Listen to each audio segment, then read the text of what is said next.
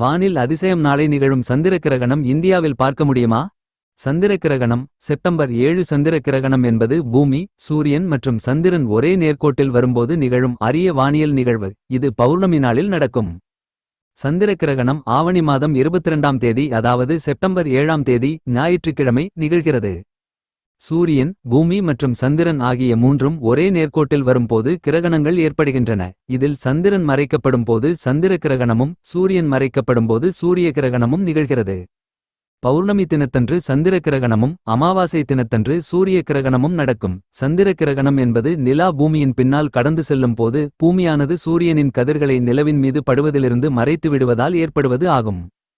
சந்திர கிரகணம் முழுமையாக ஏற்பட்டால் பூரண சந்திர கிரகணம் என்றும், அரைகுறையாக ஏற்பட்டால் பார்சுவ சந்திர கிரகணம் என்றும் அழைக்கப்படுகிறது. சூரிய சந்திரர்கள் கிரகணம் நிகழும் பொழுது ராகுவின் பிடியில் இருந்தால் ராகு கிரகஸ்தம் என்றும், கேதுவின் பிடியில் இருந்தால் கேது கிரகஸ்தம் என்றும் அழைக்கப்படுகிறது.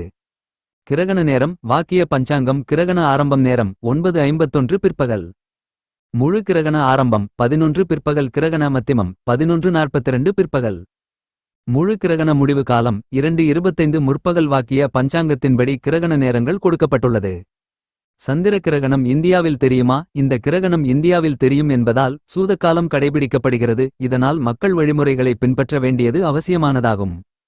கிரகண காலத்தில் யாரும் உணவு, தண்ணீரை உட்கொள்ளக்கூடாது என சொல்லப்படுகிறது. கிரகணம் முடிந்தவுடன் குளித்துவிட்டு சாப்பிட வேண்டும். அனைத்து உணவு மற்றும் தண்ணீரிலும் துளசி இலைகள் அல்லது அருகம்புல் இலைகளை போட்டு வைக்க வேண்டும். சந்திர கிரகணத்தை எப்படி பார்ப்பது? வெறும் கண்களால் பாதுகாப்பாக பார்க்கலாம். தொலைநோக்கி அல்லது பைனாகுலர் மூலம் தெளிவாகவும் விரிவாகவும் பார்க்கலாம்.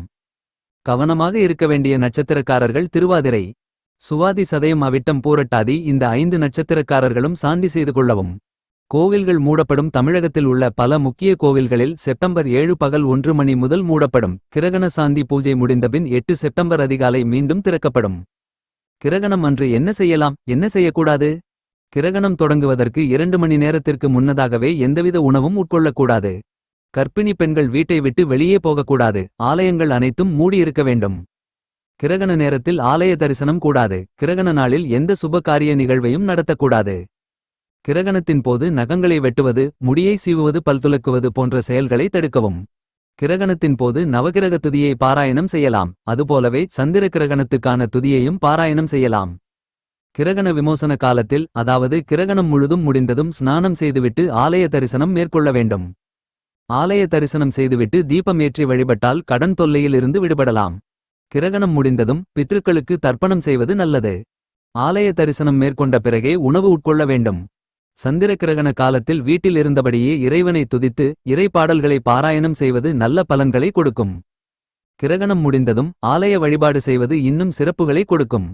கர்ப்பிணி பெண்களுக்கு சந்திர கிரகணத்தை பார்க்கக்கூடாது, உறங்கக்கூடாது, வீட்டை விட்டு வெளியே வரக்கூடாது. கிரகண நேரத்தின் போது வெளியே சென்றால் கர்ப்பிணிக்கும் குழந்தைக்கும் பாதிப்பு ஏற்படும். குழந்தைக்கு உடல் குறைபாடுகள் உண்டாகும் வாய்ப்பு உள்ளது. இதனை தடுக்க சாஸ்திரங்களில் பல விதிகள் குறிப்பிடப்பட்டுள்ளது. முக்கியமாக கர்ப்பிணி பெண்கள் தெய்வ சிந்தனையுடன் இருக்க வேண்டும் என்று கூறுகிறது. கிரகணம் நாளில் இறை துதியும் வழிபாடும் செய்வது மிகுந்த நன்மையை தரும்.